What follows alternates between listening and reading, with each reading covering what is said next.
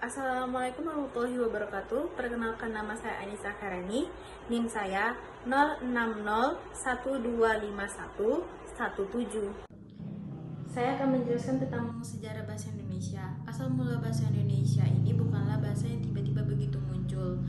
Bahasa ini berawal dari bahasa Melayu yang sejak berabad-abad yang lalu telah memainkan perannya di seluruh wilayah Nusantara. Jauh sebelum era modern, bahasa Melayu sudah terkenal sebagai lingua franca, adalah bahasa umum yang diadopsi untuk berkomunikasi antara pemahaman bersama untuk tujuan praktis keistimewaan. Bahasa Melayu terletak pada sifat yang sangat relatif dan fleksibel. Bahasa ini tidak memiliki tingkatan tutur kata yang rumit seperti ditemukan pada beberapa bahasa daerah lainnya. Inilah yang membuatnya begitu mudah diterima dan dipelajari oleh siapapun, baik oleh para pedagang dari berbagai penjuru dunia maupun oleh penduduk lokal yang ingin berinteraksi. Nah, kita masuk topik yang kedua, yaitu fungsi bahasa Indonesia. Fungsi bahasa Indonesia pada umumnya adalah sebagai bahasa nasional dan bahasa negara. Ada dua ragam bahasa, yaitu yang pertama fungsi bahasa nasional. Fungsi bahasa nasional terbagi dari beberapa lembaga, yaitu Lembaga Kebanggaan Nasional, Identitas Nasional, Persatuan Suku Bangsa Alat, dan Perhubungan Antara Budaya dan Antar Daerah.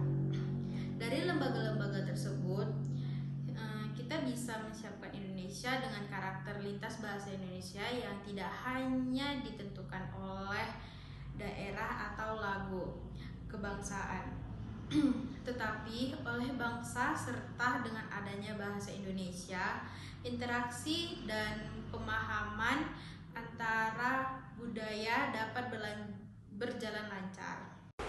Yang kedua, fungsi sebagai bahasa negara dibedakan menjadi tiga, yaitu fungsi bahasa resmi, bahasa pengantar pendidikan, dan alat pengembangan kebudayaan nasional, ilmu pengetahuan dan teknologi. Nah, kita dapat simpulkan dari beberapa aspek tersebut. Ada dalam kepastian sebagai bahasa bangsa negara Indonesia diwajibkan digunakan dalam seluruh kegiatan kenegaraan, termasuk dalam pembentukan undang-undang, dalam pembentukan pidato, dan surat menyurat. Di dalam pendidikan, warga negara memiliki akses yang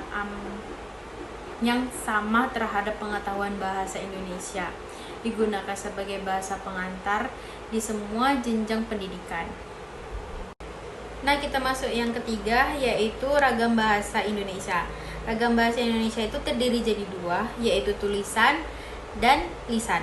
Lisan itu adalah diucapkan dari mulut kita sendiri atau tanpa menggunakan alat tulis, sedangkan tulisan itu adalah media tulis dan menggunakan alat tulis.